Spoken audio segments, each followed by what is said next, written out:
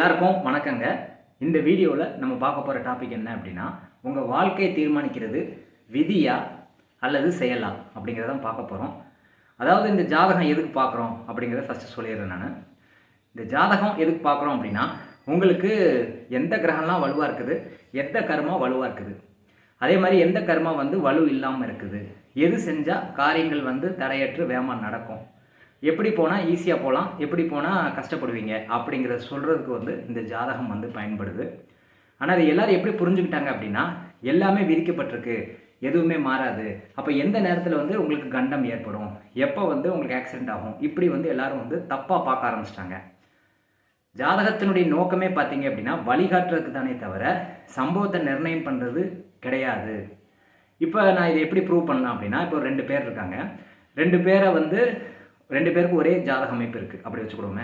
ஒரே நாளில் பிறந்திருக்காங்க, 2 பேருக்கு ஒரே கிரக அமைப்பு இருக்குது, ஒரே லக்னம் அப்படி வச்சுக்கோங்க. 2 பேருடைய வாழ்க்கையும் ஒரே மாதிரி இருக்கா அப்படின்னா நிச்சயமாக இல்லை.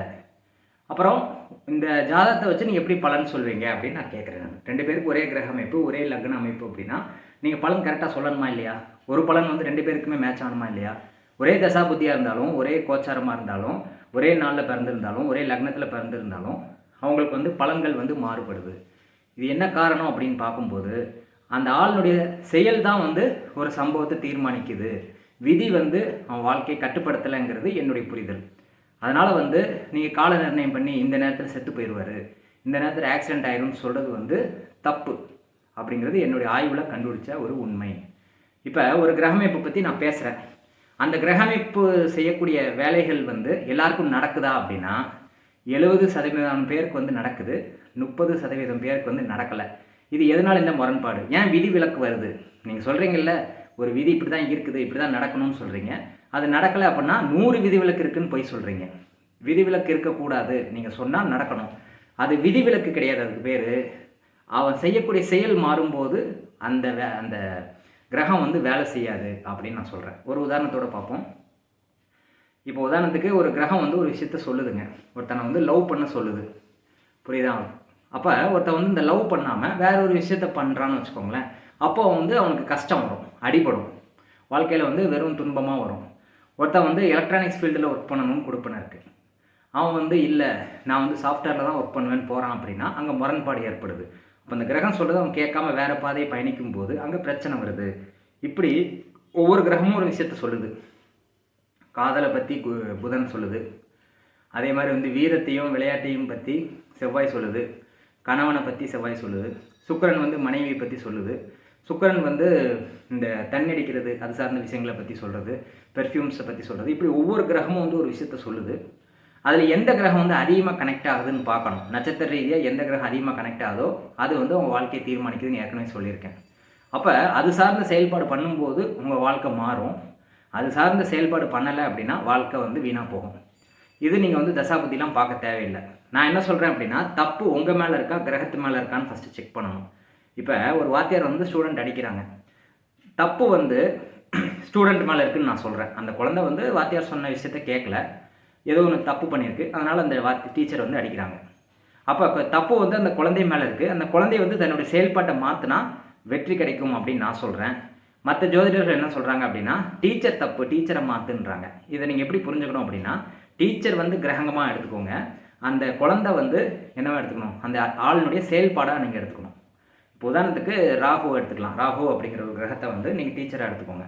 அது என்ன சொல்லுது அப்படின்னா, வெளிநாட்டை போய் வேலை பாருன்னு சொல்லுது, வேறு மதத்து மக்கள்கிட்ட பழகுன்னு சொல்லுது, வேறு கண்ட்ரியில் இருக்கக்கூடிய மாப்பிள்ளையோ பொண்ணையோ மேரேஜ் பண்ணிக்கோ, அதுதான் உன் லைஃப் சக்ஸஸ் கிடைக்கும், இதை செய்டான்னு சொல்லுது.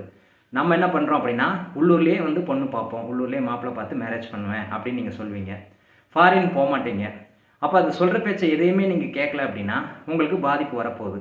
இதை நீங்கள் என்ன சொல்கிறீங்க, ராகு பாதிச்சிருச்சு, அதுக்கு நீ இந்த கடவுளை வணங்கணும், இந்த பூஜை பண்ணணும், குலதெய்வ குற்றம் ஏற்பட்டுருச்சு, இந்த யாகம் பண்ணணும், தசாபுத்தி சரியில்லைன்னு சொல்லி வாய்க்கு வந்த மாதிரி ஏமாத்துறீங்க. ஆனால் உண்மை என்ன அப்படின்னா, அந்த கிரகம் சொல்லக்கூடிய விஷயத்தை எவன் செய்கிறானோ அவன் ஜெயிக்கிறான். அந்த கிரகம் சொல்கிறத கேட்காம வேறு பாதையை ஒருத்தன் சூஸ் பண்ணுறான் அப்படின்னா தோற்று போகிறான்.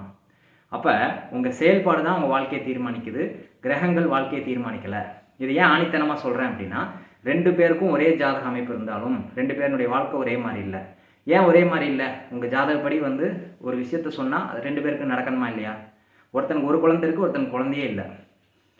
2 பேருக்கும் ஒரே கிரக அமைப்பு இருக்குது. இது எப்படி சாத்தியம் அப்படின்னா, அவனுடைய செயல்பாடு வேறு மாதிரி இருக்குது, இவனுடைய செயல்பாடு வேறு மாதிரி இருக்குது. கிரகங்கள் சொல்கிற செயல்பாடு யார் பண்ணுறாங்களோ வெற்றி அடைகிறாங்க, கிரகங்கள் சொல்கிற செய்யாதவன் தோக்குறான். இப்போ நிறைய பேர் சொல்கிறாங்க சனி கேது வந்து சரியில்லாத ஜாதக அமைப்பு, அது இருந்தால் வந்து ஒருத்தர் பிச்சை எடுப்பான்னு சொல்கிறாங்க. நான் என்ன சொல்கிறேன் அப்படின்னா, தொழில் அமையாதுன்றீங்க, வருமானம் வராதுன்றீங்க, கடன் வருன்றீங்க. அப்போ இந்த கிரக அமைப்பு யார் ஜாதகத்தில் இருக்குது அப்படின்னா, ரஜினிகாந்த் அப்படிங்கிற நடிகர் ஜாதகத்தில் 2வது இடத்துல சனி கேது இருக்குது. நீங்கள் என்ன சொல்கிறீங்க, அது இருந்தால் வந்து வாழ்க்கையை விளங்காதுன்றீங்க. அவருக்கு 50 வருஷமாக வாழ்க்கை விளங்காமலாம் போயிட்டுருக்கு. இருக்கிறதுலே அதிகமாக சம்பளம் அவர் தான் வாங்குறாரு, 50 வருஷமாக டாப்பில் தான் இருக்கார். நீங்கள் சொல்கிற விதி வந்து இங்கே மேட்ச் ஆகலையே. அப்போ ஒரே கிரக அமைப்பு 2 பேருக்கு இருந்தாலும் அவன் செயல்பாடு தான் வாழ்க்கையை தீர்மானிக்குது. கிரகம் சொல்கிறத கேட்குறவன் ஜெயிக்கிறான், கிரகம் சொல்கிறத கேட்காதவன் தோக்குறான். இப்போ சனி கேது சேர்ந்துருந்தால் அவர் எப்படி ஜெயிக்கிறாரு அப்படின்னா, கேதுங்கிறது இல்லாத விஷயத்தை இருக்குன்னு நம்ப வைக்கிறது. அப்போ சினிமா வந்து இல்லாத ஒரு விஷயத்தை இருக்குன்னு நம்ப வைக்கிறது தானே. அப்போ அது செய்கிறாரு, அதனால ஜெயிக்கிறாரு. அந்த வேலையை செய்யாமல் வேறு வேலையை தேர்ந்தெடுக்கிறவங்க தோற்று போகிறாங்க. அப்போ கிரகங்கள் சொல்கிறத என்ன சொல்லுதுன்னு புரிஞ்சுக்கிட்டு அது சார்ந்த செயல்பாடு பண்ண ஆரம்பிங்க. இதுக்கு தசாபுத்தி பார்க்க தேவையில்லை. நான் என்ன சொல்கிறேன் அப்படின்னா, இப்போ ஒரு பரீட்சை எழுதுறீங்க, அந்த பரீட்சைக்கு வந்து ஒரு கணக்கு பரீட்சை எழுதுறீங்க, அந்த கணக்கு பரீட்சையில் ஃபெயில் ஆகிட்டீங்க.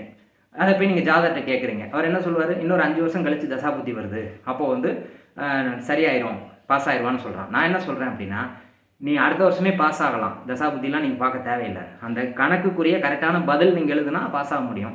அந்த கணக்குக்குரிய பதில் தப்பாக எழுதுனா நீங்கள் எத்தனை வருஷம் எழுதினாலும் எந்த நல்ல நேரம் வந்தாலும் ஃபெயில் தான் ஆவீங்க. அப்போ செயல்பாடு கரெக்டாக இருந்தால் அந்த சம்பவம் கரெக்டாக நடக்கும். சம்பவம் மாறுது, இப்பயே நடக்கும். இப்போ ஒருத்தர் வந்து எனக்கு திருமணம் ஆகுமான்னு கேட்குறாரு, எனக்கு தசாபுத்தி வந்து இன்னொரு 7 வருஷத்துக்கு சரியில்லைன்றாரு. நான் என்ன சொல்கிறேன்னா, இப்பயே பண்ணியாங்கிறேன். திருமணத்தை வந்து இப்போ பண்ணு, காலத்தை கடத்தாத வாழ்க்கை போயிடும், இப்பயே நீ மேரேஜ் பண்ணுன்னு சொல்கிறேன். மற்ற ஜாதகர்கள் வந்து 7 வருஷம் கடந்து நீ பண்ணு, அப்போ தான் நல்லாயிருக்குன்றாங்க. ஏன் இந்த முரண்பாடு அப்படின்னா, தசாபுத்திங்கிறது விதி கிடையாதுங்க, அது மாற்றக்கூடிய சக்தி நம்மகிட்ட இருக்குது. நம்ம செயல் தான் அதை தீர்மானிக்குது, உங்கள் ஜாதகம் தீர்மானிக்கலை. இப்போ ஒரு ஆணித்தரமாக ஓப்பன் சேலஞ்சுங்க, யாராவது வந்து இப்படி தான் இவன் இருப்பான், இப்போ தான் செத்து போவான்னு நீங்கள் சொல்லி காட்டுங்க, அந்த தப்புன்னு நான் ப்ரூவ் பண்ணி காட்டுறேன். உங்கள் செயல்பாடு தான் அதை தீர்மானிக்குது. உங்களால் எதையுமே உறுதியாக சொல்ல முடியாது. வாங்க சேலஞ்ச், ஓப்பன் டிபேட், வாங்க என்கிட்ட வந்து மோதி பாருங்கள். நீங்கள் வந்து உண்மையை உடச்சி சொல்லுங்கள், அது நடக்கலைங்கிறத என்னால் ப்ரூவ் பண்ண முடியும். ஆணித்தனமாக உங்களால் சொல்ல முடியாது. இப்போ ஒருத்தன் வந்து டெல்லி போகிறான், ஓகேயா, பிளான் பண்ணியிருக்கான். அவன் எவ்வளோ நேரத்தில் போவான்னு நீங்கள் வந்து என்கிட்ட கேட்குறீங்க. இதுதான் விதின்னு வச்சுக்கோங்களேன். ஒருத்தர் சொல்கிறாரு, ஆணித்தனமாக இப்படி தான் நடந்தே தீரும் அப்படின்னு ஒருத்தர் சொல்கிறாருன்னு வச்சுக்கோங்க. ஒரு ஜோதிடர் சொல்கிறாரு, இந்த டைமில் இந்த 4 மணி நேரத்தில் போய் ரீச் ஆகுவேன்னு சொல்கிறாரு. ஆனால் அவர் போகக்கூடிய ட்ரெயினில் போனால் 2 நாள் ஆகுமே. இப்போ நீங்கள் சொல்லக்கூடிய பலன் தப்பாக வருமே. அதுவே ஃப்ளைட்டில் போனால் 4 மணி நேரத்தில் போயிடுவார். அப்போ ஆளை பொறுத்து செயலை பொறுத்து சம்பவம் மாறுது. இது எவனுமே ஆணித்தனமாக சொல்ல முடியாது.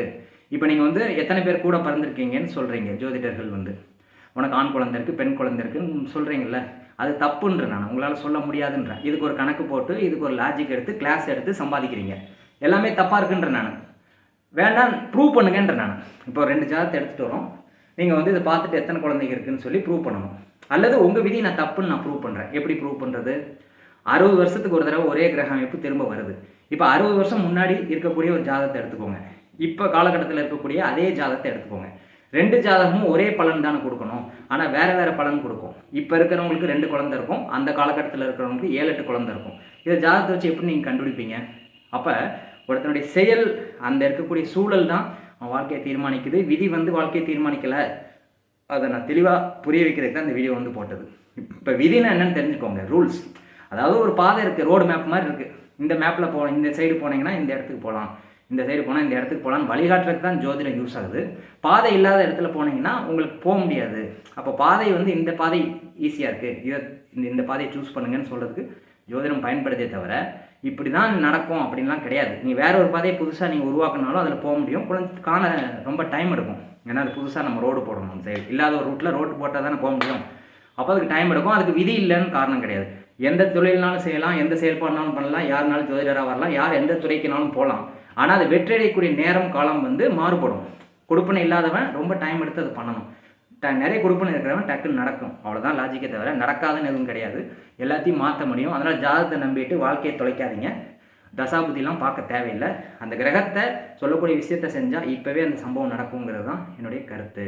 இப்போ ஒருத்தனுக்கு வந்து ராகு நல்லா இருக்குது அப்படின்னா அவன் ஃபாரினில் போய் லவ் பண்ணி மேரேஜ் பண்ணியான்னு சொல்கிறேன் இன்றைக்கி ஒருத்தர்கிட்ட. மேரேஜ் பண்ணால் லைஃப் சக்ஸஸ் ஆகிட்டு போகுது. இதுக்கு நீ 10 வருஷம் இருந்தீங்கன்னா வாழ்க்கை போயிருமியா? என்ன ஜோசியம் சொல்கிறீங்க நீங்கள்? தசா புத்தி இருக்குது அது இருக்குன்ட்டு எல்லாமே தப்பாக இருக்குது. ஒருத்தர் வந்து ஆணித்தனமாக சொல்கிறாரு எதுவுமே வந்து மாறாது அப்படின்ட்டு. அப்போ நான் கேட்குற கொஸ்டின் பதில் சொல்லுங்கள். நான் எப்போ டாய்லெட் போவேன்னு சொல்லுங்கள். நீங்கள் என்ன சாப்பிட்றீங்களோ அதை பொறுத்து தான் டாய்லெட் போகக்கூடிய நேரம் வந்து மாறுபடும். ஜூஸ் சாப்பிட்டா டக்குன்னு டாய்லெட் வரும், நான்வெஜ் சாப்பிட்டா அது லேட்டாக டைஜஸ்ட் ஆகி டாய்லெட் வரும். அப்போ நான் என்ன சாப்பிட்றேன்னு பொறுத்து தான் அந்த டாய்லெட் வந்து முடிவு பண்ணப்படுது. ஏற்கனவே எழுதப்பட்டிருக்கா இத்தனை நேரத்தில் நான் வந்து டாய்லெட் போவேன் அப்படின்ட்டு. இந்த மாதிரி சொல்கிறத வந்து முட்டாள்தனம்னு சொல்கிறேன். அதனால் விழிப்படைஞ்சு எல்லோரும் வந்து புரிதலோட எந்த கிரகம் ஸ்ட்ராங்காக இருக்கோ அந்த தொழில் எடுத்து பண்ணுங்கள். அது என்ன சொல்ல வருதுன்னு பார்த்துட்டு பண்ணுங்கள். பகல் நேரத்தில் இயங்கக்கூடிய கிரகத்துக்கு பகல் நேர தொழிலும், இரவு நேரத்தில் இயங்கக்கூடிய கிரகத்துக்கு இரவு நேர தொழிலும், ட்ராவல் பண்ண கிரகத்துக்கு வந்து ட்ராவல் பண்ணக்கூடிய தொழிலும் பண்ணுங்கள். அது சொல்கிறத செய்யுங்கிறது தான் இதில் சொல்லப்படக்கூடிய விஷயம். அதனால் விதி தீர்மானிக்கப்பட்டது கிடையாது. உங்கள் செயல் தான் அந்த சம்பவத்தை தீர்மானிக்குது. அந்த செயல் இப்போ பண்ணாலும் நீங்கள் ஜெயிக்கலாம். தசா புத்தி தேவையில்லை. இது என்னுடைய கருத்து. உங்களுக்கு என்கிட்ட டிபேட் பண்ண ஆசை இருந்தால் வாங்க, நிரூபித்து காட்டுங்க. நிரூபிக்க முடியாதுங்கிறத என்னால் புரிய வைக்க முடியும். நன்றி, வணக்கம்.